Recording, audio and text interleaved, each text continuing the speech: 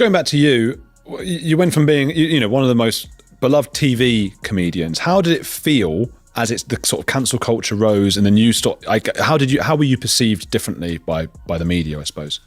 Well, it didn't bother me that much because I thought it was their problem. I thought it was them that were, they're wrong, they're mad. Okay, It didn't really bother me. I'd already done. Though. Yeah, well, it was a bit sad, especially with the BBC left a bit bad taste. I did the Generation game for 7 years. Okay, I got bigger ratings than anything. And then they decided, some woman turned up, and I had a series of Big Break to do and a series of the Generation game. And they said, we don't want that. Yeah, so let's go into the hotel, have a little look, and I want to tell you about what is going on back in England today, Parliament. And just goes to show that this Labour government will go to no ends. The arrogant. Keir DMA is in serious trouble, and not just the usual political hiccup kind. We're talking full-blown internet meltdown territory here. A CCTV leak has blown the lid off, revealing something that's rocked his personal life too. His wife reportedly stormed out after Jim Davidson dropped a bombshell revelation. So grab the popcorn, because this saga is spiraling faster than a politician's expense report after a suspiciously luxurious business trip to the Bahamas. Just for the latest on Keir Starmer and Wardrobe Gate, I was amazed, right? And this is why I know this country is in terrible shtuck. I watched Channel 4 News last night, and I got to 40 minutes in, and I thought, are they going to mention the fact that Keir Starmer is under the cosh here? That, Lord Ali and the revelations coming out of the penthouse, and the £18 million penthouse are getting worse. That, the Labour Party's, sort of folding in on itself. Even its own members are starting to... It started with a sensational throwaway by comedian Jim Davidson, a kind of individual who's a political hand grenade. Say one thoughtless thing, and chaos erupts. During a private show at Westminster, Davidson thoughtlessly made the bombshell announcement that there is CCTV evidence of Keir Starmer being in a pretty compromising position inside Lord Ali's office. Now, what kind of uncomfortable are we talking about here? Was Starmer getting jiggy with it at a party? Or something slightly more compromising?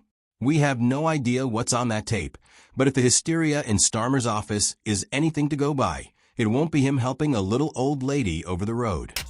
In the same penthouse. I mean, this is unbelievable to me.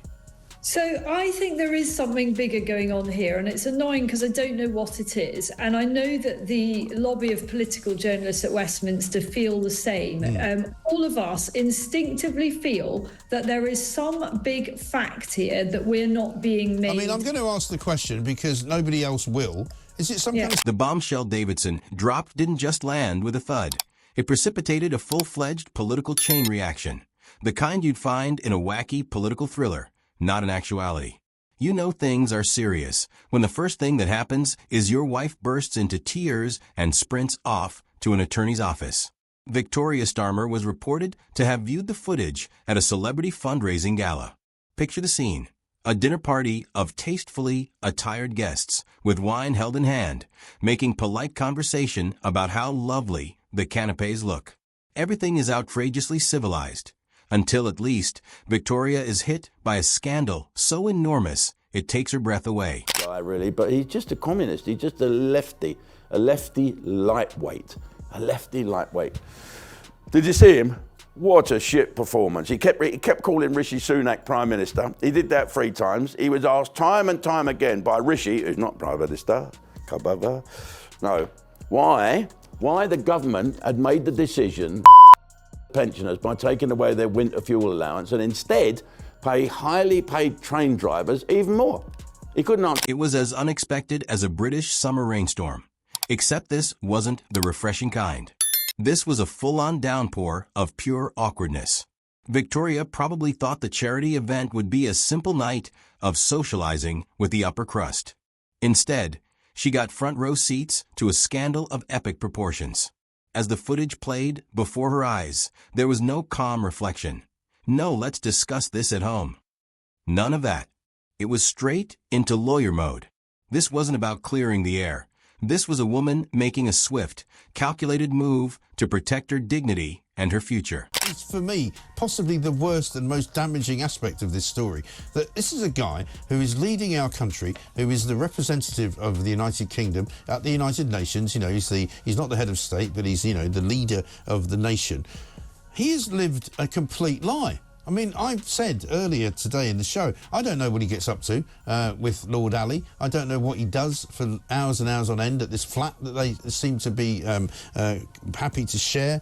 But in the past 24 hours alone, here's what we know. Wes Streeting has admitted that he hosted a fundraising event at Lord Ali's penthouse where the guests included Sir Ian McKellen. He declared the value of the event as $4,600. It's like walking into your living room and finding your pet hamster has somehow destroyed your most valuable possession.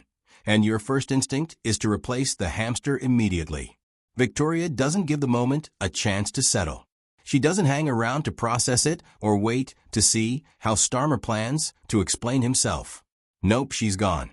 Already on the phone, calling up lawyers like she's auditioning for a new season of Divorce Court. Honestly, it's the kind of reaction you expect when someone's been blindsided by a full-blown existential crisis. The political scene is shaken, the Starmer household is in chaos, and somewhere a bunch of lawyers are gearing up with dollar signs in their eyes. A complete disaster. No other way to put it. How to establish or even second guess what the purpose of this might be, Isabel, but certainly if you were advising the Prime Minister, I think top of the list would be don't go to Southport. This is an extraordinary story. I understand that Keir Starmer has made this very secret visit to Southport this morning. He held a private meeting at the sixth form college. The school's name is the King George V Sixth Form College in the Southport area. Now, Downing Street is being very, very tight-lipped about this visit, but we showed earlier that photograph. You can see a rather grainy image of Keir Starmer in the corner there. You'd think Keir Starmer might take a step back after the penthouse scandal. Maybe stay away from luxury pads and shady footage for a while. But no. His team's response? Pure amateur hour. They denied everything, calling it fiction, like Jim Davidson was writing a novel, not exposing political dirt. Behind closed doors, it was chaos. No clear rebuttal, just scrambled statements that read like badly translated IKEA instructions. Say something without admitting anything. Meanwhile, critics circled like sharks. Voters hate hypocrisy. And this reeked of it. Then came the whispers. Even Starmer's own team was allegedly out of the loop, like a secret slipping in a crowded room, except the room was the whole country. Was this when the ship started to sink? Starmer hoped calling it fiction would make it vanish. But the cameras were rolling. His team fired off cease and desist letters like confetti. Channel 4 didn't pursue the story, whether by choice or pressure. Who knows? This scandal cuts deep because it's simple. A rich donor throws money and favors at the top. It's visual, emotional, and it sticks. Davidson didn't just double down. He said he saw the footage and called it physically sickening.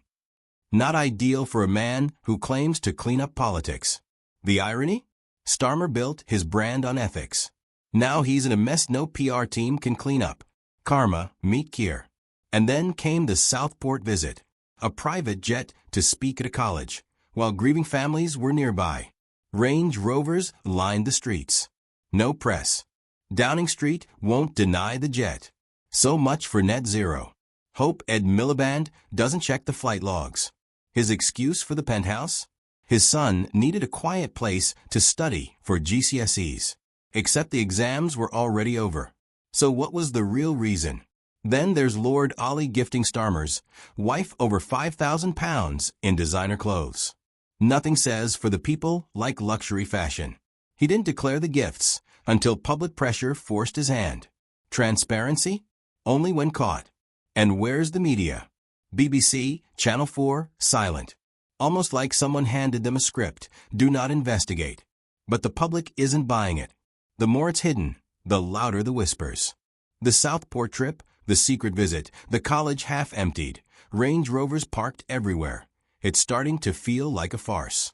Starmer's clean-cut image is collapsing. The man who demanded transparency now looks buried in secrecy and privilege. His excuses are falling apart, credibility fading, and leadership looking like a PR stunt in slow motion.